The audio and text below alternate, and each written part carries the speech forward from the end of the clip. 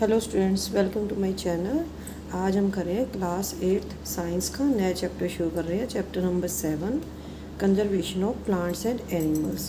Plants और animals का संरक्षण करना। We saw in class 7 that Paheli and Boojho had visited the forest along with professor Ahmad and Tipu. हमने class 7 में देखा था कि पहेली और बुज्जो प्रोफेसर अहमद और टीपू को साथ लेकर जंगल में घूमने जाते हैं। They were eager to share their experiences with their classmates. वे अपने एक्सपीरियंसेस को जो उन्होंने वहाँ जंगल में देखा वे अपने क्लासमेट्स के साथ उसको शेयर करना चाहते हैं। Other children in the class were also eager to share their experiences as some of them had visited Bharatpur sanctuary. जो क्लास में दूसरे बच्चे हैं वे भी एक्सपीरियंसेस को अपने शेयर करना चाहते हैं क्योंकि उनमें से कुछ भरतपुर सेंचुरी घूम के आए हैं। Some others had heard about Kaziranga national park, Lokchao wildlife sanctuary, great Nicobar biosphere reserve and tiger reserves. तो कुछ बच्चों ने काजीरंगा नेशनल पार्क के बारे में, लोकचौक वाइल्ड लाइफ सेंचुरी के बारे में, great Nicobar biosphere tiger reserve के बारे में सुना था। What is the purpose of making national parks, wildlife sanctuaries and biosphere reserves? पहली जानना चाहती है कि जो नेशनल पार्क्स हैं, वाइल्ड लाइफ सेंचुरीज़ हैं, बायोस्फीयर रिजर्व बनाए जाते हैं, इनका पर्पज़ क्या है? इनका पर्पज़ है प्लांट्स और एनिमल्स का कंजर्वेशन करना, उन्हें प्रोटेक्शन देना। Deforestation and it's causes. Deforestation क्या होता है और इसके क्या क्या कारण हैं? A great variety of plants and animals exist on the earth and essential for the well-being and survival of mankind. धरती के ऊपर प्लांट्स और एनिमल्स की बहुत ज़्यादा वैरायटी पाई जाती है और ये मानव जाति के सर्वाइवल के लिए, उसके वेलबींग के लिए बहुत ही ज़रूरी है। Today a major threat to survival of these organisms is deforestation. लेकिन आज इन जीवों के जीवन को डिफॉरेस्टेशन की वजह से खतरा पैदा हो गया है। We know that what is deforestation. Deforestation क्या होता है? It means clearing of the forest and using that land for other purposes. जंगलों को साफ करना और उस लैंड को दूसरे कामों में यूज़ करना। Trees in the forest are cut for some of the purposes mention below. जंगलों के अंदर पेड़ काटे जाते हैं, इसके दूसरे भी पर्पस होते हैं, जैसे ब्रोकरिंग लैंड फॉर कल्टीवेशन, जैसे खेती के लिए ज़मीन तैयार करना, building houses and factories. Trees को काट देते हैं और उस जगह पे क्या करते हैं? घर बना देते हैं या फैक्ट्रीज बना देते हैं। मेकिंग फर्नीचर बनाने के लिए, और यूजिंग वुड एज फ्यूल, या लकड़ी को ईंधन की जगह इस्तेमाल करने के लिए। Some natural causes of deforestation are forest fire and severe drought. ये जो हमने किया था डिफॉरेस्टेशन के कॉजेज़, ये यहाँ पे क्या है? मैन मेड कॉजेज़ हैं। और इसके नेचुरल कॉजेज़ क्या होते हैं डिफॉरेस्टेशन के? फॉरेस्ट फायर, जंगल में आग लग जाती है या सूखा पड़ जाता है, तो इससे भी क्या है? ट्रीज़ सूख जाते हैं। Consequences of deforestation. अगर डिफॉरेस्टेशन होगा तो उसके क्या क्या परिणाम हो सकते हैं? Deforestation increases the temperature and pollution level on the अर्थ। अगर पेड़ों को लगातार काटते रहेंगे तो धरती पे टेम्परेचर बढ़ जाएगा और पॉल्यूशन का लेवल भी बढ़ जाएगा। It increases the level of carbon dioxide. अगर ट्रीज़ कटते रहेंगे तो, क्योंकि ट्रीज़ क्या है, ये जब फोटोसिंथेसिस होती है इनके अंदर, तो ये कार्बन डाइऑक्साइड को एब्जॉर्ब करते हैं। अगर कम ट्रीज़ होंगे तो क्या होगा? कार्बन डाइऑक्साइड का एब्जॉर्प्शन कम होगा, इससे हवा के अंदर कार्बन डाइऑक्साइड का लेवल बढ़ जाएगा। Ground water level also get lowered. जो ग्राउंड वाटर लेवल है वो भी कम हो जाएगा। Deforestation disturbs the balance in the nature. Deforestation से प्रकृति के अंदर जो संतुलन है वो बिल्कुल डिस्टर्ब हो जाएगा। If cutting of trees continues, rainfall and fertility of the soil will decrease. अगर पेड़ों का कटना लगातार जारी रहेगा तो बारिश कम होगी और मिट्टी का जो उपजाऊ शक्ति है वो कम हो जाएगी। Moreover, there will be increased chances of natural calamities such as floods and droughts. और जो प्राकृतिक आपदाएं हैं जैसे फ्लड्स है, बाढ़ आना है, ड्रॉट्स है, सूखा पड़ना है, ये भी बढ़ जाएंगी। Recall that plants need carbon dioxide for photosynthesis. Plants को फोटोसिंथेसिस के लिए कार्बन डाइऑक्साइड की ज़रूरत होती है। Fewer trees would mean that less carbon dioxide will be used up.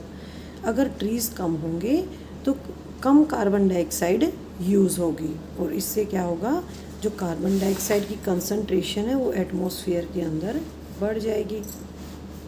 This will lead to global warming, इससे ग्लोबल वार्मिंग हो जाएगी। As carbon dioxide traps the heat rays reflected by the earth. क्यों हो जाएगी?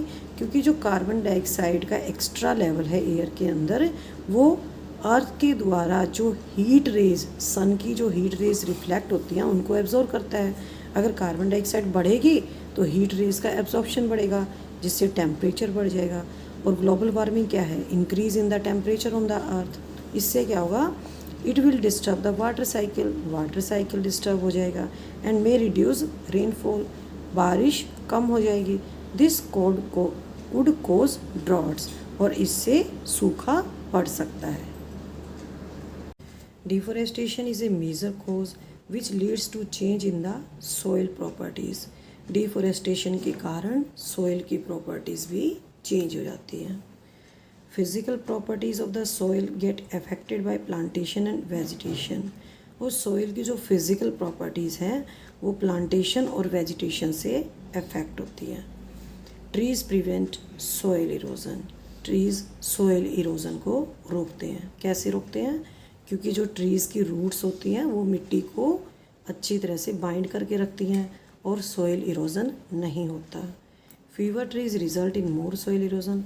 अगर trees कम होंगे तो soil erosion बढ़ जाएगा। क्या होता है soil erosion? Removal of top layer of the soil. जो फर्टाइल लेयर होती है, टॉप लेयर होती है, वो बारिश में बह जाती है, इसको बोलते हैं सोइल इरोजन। अगर सोइल इरोजन होगा तो क्या होगा? It will expose the lower hard and the Rocky layers. इससे क्या होगा? जो नीचे वाली लेयर है वे आ जाएंगी ऊपर, और इस लेयर के अंदर क्या होता है? ह्यूमस कम होता है और ये बहुत ही कम फर्टाइल होती है। Gradually the fertile land gets converted into deserts. और धीरे धीरे जो उपजाऊ ज़मीन है वो रेगिस्तान में कन्वर्ट हो जाएगी और इस प्रोसेस को बोलते हैं desertification. Conversion of fertile land to deserts due to soil erosion is known as desertification. Deforestation also leads to a decrease in the water holding capacity of the soil. Deforestation का एक consequence क्या है? इससे soil की water holding capacity कम हो जाती है। The movement of the water from the soil surface into the ground is reduced. जो वाटर का सीपेज होता है सोइल के अंदर वो कम हो जाता है। So there are floods. Water seepage कम हो जाता है तो फ्लड्स आ जाती हैं। The other properties of the soil like nutrient content, texture etcetera also change because of deforestation. Deforestation का एक कॉन्सिक्वेंस क्या है? जो सोइल की प्रॉपर्टीज़ हैं, जैसे उसके अंदर न्यूट्रिएंट कंटेंट है, उसका टेक्सचर है, वे भी बदल जाती हैं। We have studied in class 7 that we get many products from the forest. और हमें फॉरेस्ट से बहुत सारे प्रोडक्ट्स मिलते हैं। Will we face shortage of these products if we continue cutting trees? अगर हम लगातार पेड़ काटते रहेंगे तो इन प्रोडक्ट्स की हमें शॉर्टेज हो जाएगी। Animal life is also affected by deforestation. ये तो हमने किया प्लांट्स के बारे में, लेकिन एनिमल लाइफ भी डिफोरेस्टेशन के कारण बहुत ज़्यादा इफ़ेक्ट होती है। Conservation of forest and wild life. Forest का और वाइल्ड लाइफ जो उसके अंदर जीव रहते हैं उसको बोलते हैं वाइल्ड लाइफ, उनका संरक्षण करना। Having become aware of effects of deforestation, Paheli and Bujjo are worried. वे दोनों बहुत ही चिंतित हैं। Go to professor Ahmad, professor के पास जाते हैं और पूछते हैं कि हम फॉरेस्ट को और वाइल्ड लाइफ को कैसे बचा सकते हैं। Biosphere is that part of the earth in which living organisms exist और विच सपोर्ट्स लाइफ। बायोस्फीयर अर्थ का वो पार्ट है जिसके अंदर लिविंग ऑर्गेनिजम्स रहते हैं और जो लाइफ को सपोर्ट करते हैं। बायोलॉजिकल डाइवर्सिटी और biodiversity refers to variety of organisms existing on the earth, their interrelationships and their relationship with the environment. और बायोलॉजिकल डाइवर्सिटी, इसको बायोडाइवर्सिटी बोल सकते हैं, ये किससे रिलेटेड है? जो अर्थ के ऊपर डिफरेंट टाइप के ऑर्गेनिजम्स रहते हैं उनका रिलेशनशिप आपस में क्या है और उनका एनवायरनमेंट के साथ रिलेशन क्या है, ये सब बायोलॉजिकल डाइवर्सिटी या बायोडाइवर्सिटी है। Professor Ahmed organizes a visit to a biosphere reserve of Paheli Bujjo and their classmates। Professor Ahmad एक बायोस्फीयर रिजर्व को घूमने के लिए जाते हैं, पहेली बुज्जो और उनके क्लासमेट्स को साथ लेके जाते हैं। He selects a place named Pachmarhi biosphere reserves. वो कहाँ जाते हैं? पंचमढ़ी बायोस्फीयर रिजर्व जाते हैं। He knows that the plants and the animals found here are similar to those of the upper Himalayan peaks and to those belonging to the lower western घाट। क्योंकि वहाँ वे जानते हैं कि वहाँ पे जो प्लांट्स हैं और जो एनिमल्स हैं वो सेम हैं जैसे कि हिमालयन पीक्स पे पाए जाते हैं और लोअर वेस्टर्न जो घाट है वहाँ पे पाए जाते हैं, बिल्कुल सेम है। Ahmad believes that biodiversity found here is unique. और यहाँ पे जो बायोडाइवर्सिटी है यानी कि डिफरेंट टाइप ऑफ जो ऑर्गेनिजम्स हैं वो बिल्कुल यूनिक है, बिल्कुल अलग हैं। ही रिक्वेस्ट माधव जी, एक फॉरेस्ट एम्प्लॉय, एक फॉरेस्ट एम्प्लॉय है माधव जी, वो उससे रिक्वेस्ट करते हैं कि बच्चों को बायोस्फीयर रिजर्व के अंदर गाइड करें, उनको बताएं। He explains that preserving areas of such biological importance make them a part of our national heritage. ये जो पार्ट्स होते हैं जहाँ पर प्रिजर्व्ड एरियाज़ होते हैं ये बहुत ही इम्पोर्टेंस होती है इनकी, और ये हमारे नेशनल हेरिटेज का, हमारी राष्ट्रीय विरासत का एक हिस्सा होते हैं। माधव जी explains to the children that apart from our personal efforts and efforts of the society, government agencies also take care of forest and animals। Madhav ji बच्चों को बताते हैं कि जो हम एफ़र्ट्स करते हैं, जो हम कोशिश करते हैं, जो सोसाइटी कोशिश करती है, इसके अलावा जो गवर्नमेंट एजेंसीज़ होती हैं वे भी फॉरेस्ट की और उनके अंदर रहने वाले एनिमल्स की केयर करती हैं। Government lays down rules, methods and policies to protect and conserve them. Government ने रूल्स बना रखे हैं और कुछ पॉलिसीज़ बना रखी हैं ताकि उनको बचाया जा सके। सेंचुरीज़ हैं, नेशनल पार्क्स हैं, बायोस्फीयर रिजर्व्स हैं। What are these? These are the protected areas for conservation of plants and animals present in that area। ये सब प्रोटेक्टेड एरियाज़ हैं, प्लांट्स और एनिमल्स का यहाँ पे संरक्षण किया जाता है जो कि इस एरिया के अंदर रहते हैं। To protect our flora and fauna and their habitats, protected areas called wildlife sanctuaries, national parks and biosphere reserves have been earmarked। Plantation, cultivation, grazing, felling trees, hunting and poaching are prohibited air. तो जो wildlife sanctuaries हैं, national parks हैं, biosphere reserves हैं, ये हमारे protected areas हैं और इससे इसके अंदर फ्लोरा होता है यहाँ पे प्लांट्स को, और फोना होता है एनिमल्स को प्रोटेक्शन दिया जाता है। यहाँ पे हम खेती भी नहीं कर सकते, ट्रीज़ को नहीं काट सकते, यहाँ पे शिकार भी नहीं किया जाता। Wild life centuries areas where animals are protected from any disturbance to them and their habitat। Wild life centuries के ऐसे एरियाज़ हैं जहाँ पे उनको किसी भी डिस्टर्बेंस से बचाया जाता है, उनके हैबिटेट के अंदर कोई भी डिस्टर्बेंस नहीं होने दी जाती। National parks area reserve for wildlife where they can freely use the habitats and the natural resources. Natural जो नेशनल पार्क्स हैं ऐसे एरियाज़ हैं वाइल्ड लाइफ के लिए बनाए गए हैं जहाँ वे फ्रीली अपने हैबिटेट के अंदर घूम सकते हैं और वहाँ के नेचुरल रिसोर्सेज को यूज़ कर सकते हैं। थर्ड है biosphere reserves.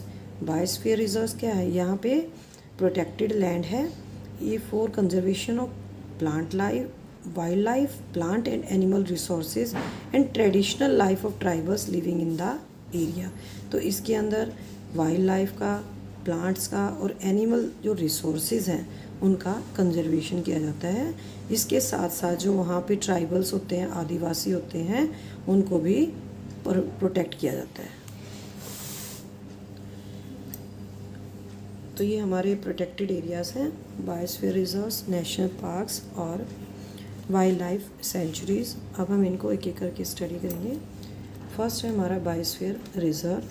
Children along with professor Ahmad and Madhav ji enter the biosphere reserve area. बच्चे प्रोफेसर और माधव जी के साथ बायोस्फीयर रिजर्व के अंदर जाते हैं।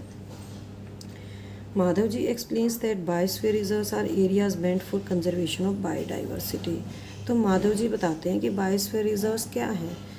ऐसे एरियाज़ हैं जहाँ पे बायोडाइवर्सिटी का कंजर्वेशन किया जाता है। तो बायोडाइवर्सिटी क्या है?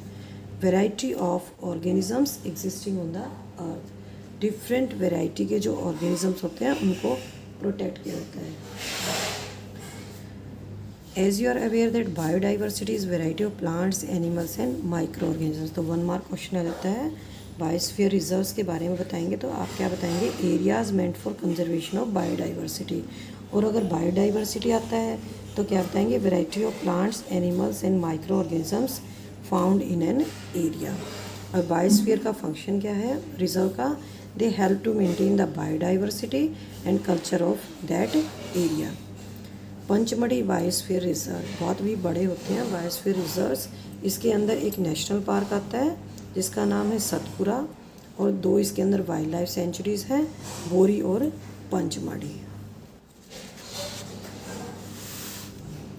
फ्लोरा एंड फोना।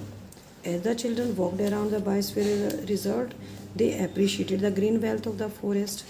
जैसे बच्चे वहाँ पे घूमते हैं तो वहाँ पे वे फॉरेस्ट के अंदर जो ग्रीन वेजिटेशन है उसको बहुत ही अप्रिशिएट करते हैं।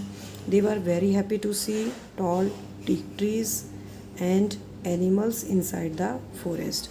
वे वहाँ पे लंबे लंबे टीक के पेड़ों को देखते हैं और वहाँ पर रहने वाले एनिमल्स को देख के बहुत ही खुश होते हैं।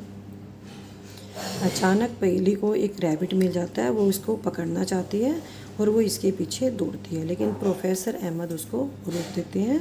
He explains that animals are comfortable and happy in their own habitat. Professor Ahmed क्या कह के रोकते हैं कि एनिमल्स अपने हैबिटेट के अंदर बहुत ही खुश होते हैं और बहुत ही आराम महसूस करते हैं और हमें उनको डिस्टर्ब नहीं करना चाहिए। Madhav ji explains that some animals and plant typically belong to a particular area. The plants and animals found in the particular area are known as flora and fauna respectively of that area. Plants को flora कहा जाता है और animals को fauna कहा जाता है। Sal, teak, mango, jamun, silver fern, arjun etcetera flora. ये यहाँ पे फ्लोरा बता रखे हैं। और chinkara, blue bull, barking deer, chital, leopard, wild dog, wolf. ये यहाँ पे क्या है? पंचमढ़ी बायोस्फीयर रिजर्व के अंदर फ्लोरा और फोना दिखाए गए हैं। यहाँ पे फिगर के अंदर शो कर रखा है यहाँ पे। तो नेक्स्ट टाइम मैं आपको कराऊंगी एंडेमिक स्पीशीज़। थैंक यू बच्चों।